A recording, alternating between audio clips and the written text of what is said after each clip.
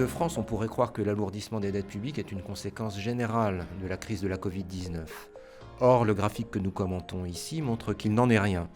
Il rappelle déjà que les ratios d'endettement public, mesurés sur l'échelle de droite et figurés par des petits carrés noirs, sont très différents d'un pays à l'autre, y compris au sein d'une Union européenne où chaque État membre est supposé converger vers la norme unique des 60% du PIB.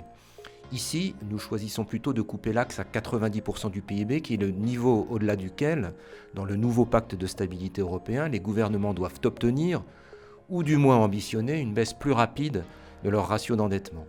Les pays concernés qui s'inscrivent donc au-dessus de cette ligne sont ceux d'Europe du Sud, Italie, Grèce, Espagne, Portugal, ainsi que la Belgique et la France.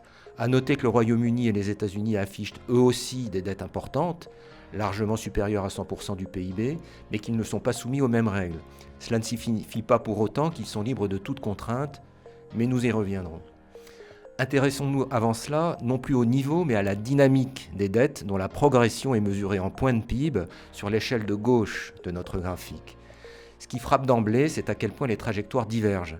4 ans après le choc de la Covid, certains pays ont pu réduire leur ratio d'endettement ou l'ont très peu augmenté, tandis que d'autres se retrouvent avec des passifs financiers substantiellement alourdis. Les États du sud de l'Europe se distinguent à nouveau, de manière positive cette fois-ci, par le fait que leurs finances publiques ont plutôt bien résisté face aux chocs successifs Covid et guerre en Ukraine. On peut bien sûr mettre en avant le fait que les quelques 800 milliards d'euros du plan de relance Next Generation EU leur ont largement bénéficié. Mais cela n'explique pas tout. Ces pays récoltent aussi le fruit d'années d'efforts consacrés à rééquilibrer leurs comptes. En 2024, l'Italie, la Grèce, le Portugal sont parmi les rares en Europe à afficher des excédents budgétaires primaires, c'est-à-dire avant paiement d'intérêts. L'Espagne, pour sa part, est tout proche de l'équilibre. Symétriquement et sans réelle surprise, les pays dont les dettes ont le plus augmenté sont aussi ceux dont les déséquilibres budgétaires ont perduré bien au-delà de la crise sanitaire. Le cas le plus emblématique est celui des États-Unis. Leur croissance économique, proche de 2,5% par an en moyenne depuis 5 ans, a été 2 fois plus rapide que celle de l'Union européenne. Mais elle s'est aussi nourrie d'importants déficits. Le résultat est une dette qui s'est considérablement alourdie, de 17 points de PIB par rapport à son niveau pré-pandémique. Les États-Unis ont toutefois ce privilège de pouvoir émettre dans la principale monnaie de réserve internationale qu'est le dollar, ce qui leur confère plus de latitude que d'autres en matière d'endettement.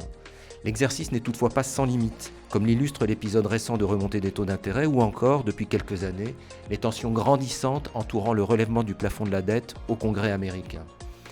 Regardons pour terminer où se situe la France.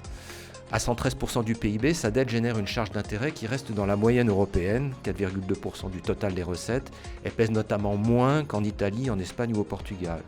Il n'y a donc pas de problème de soutenabilité et la signature française reste de bonne qualité. Le souci se situe plutôt du côté de la trajectoire haussière liée à d'importants déficits ayant perduré jusqu'en 2024. La loi de finances pour 2025 aura pour mission d'amorcer une correction. Sa version finale reste à connaître cependant. Ce qui est sûr, en revanche, c'est que la maîtrise de l'endettement public qui s'impose à elle ne se desserrera pas.